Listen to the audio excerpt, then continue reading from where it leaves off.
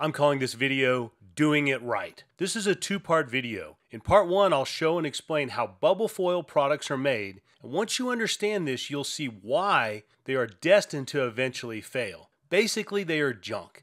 In part two, I'll explain how BlueTex insulation products are made and why they are far superior and won't fail like bubble foil products. First, here's a question. Why are bubble foil products a popular method to make a vapor barrier inside of metal buildings? The main reason is they are cheap. Basically, it's 99.99% plastic and air. That's it. And since it's really cheap to make and sell, I call this what's called a just good enough product. What does that mean? It means it's just good enough to last a few years to get past the warranty period before it fails. I've spoken to a lot of metal building people, and when it comes to bubble foil products, they generally fall into one of two groups. Group one says, I refuse to sell this stuff. It's junk, and I build a quality building, I charge fair pricing, I've been in business for a long time, and I don't want the customer calling me in a few years when it starts to fall apart. Group 2 says, we advertise and win business by having low pricing. The bubble foil helps keep our cost low, and it's a great add-on, and it's actually the most profitable part of the job.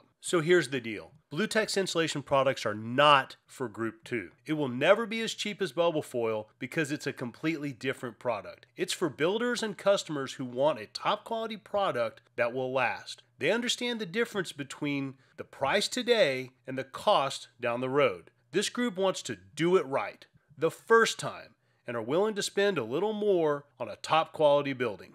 Let's get into the actual process of how bubble foil is made to fully understand why it's destined to fail. Most bubble foil products are made using a product called metallized film, or MPET. One of the brand names for this product is Mylar, and you see it everywhere because it's a commodity product and it's cheap to make. Many packaging products use metallized film. What is it? Basically, it's a potato chip bag, or those shiny metal looking balloons. It's a piece of clear polyester film with a layer of vapor applied aluminum on one side. This is done in a giant vacuum chamber, and the aluminum is vaporized and a super thin layer sticks to the clear film. If you could spray paint aluminum onto a clear film, you would get metallized film. Then the film is put on a vacuum roller with little pockets to create the bubbles and sealed with a white layer of plastic film. There you have it. When it's done, it's 99.99% plastic and air. Don't get me wrong, metallized film works great for short-term uses like potato chip bags, balloons, and bubble mailers. But think about this. If you leave a potato chip bag out in the sun for a few months, what happens? It becomes brittle and breaks apart. This is the exact same thing that will happen in your metal building. This typically happens in 5 to 15 years depending on your climate area and the use of the building.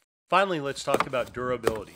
Most bubble foil products can easily be torn or punctured since they have no reinforcing materials. And the bubble foil products typically offer no UV or ultraviolet light protection. Adding UV protection drives up the cost. Over time, even the UV light given off by interior lights will cause the bubble foil to degrade and fall apart. In the next video, I'll show you how BlueTex insulation products are made and why they are a far better choice when you need a vapor barrier or radiant barrier in your metal building compared to bubble foil products, especially if you are doing it right and want to build a top quality building. Be sure to order your free sample kit. For more information, visit BlueTexinsulation.com.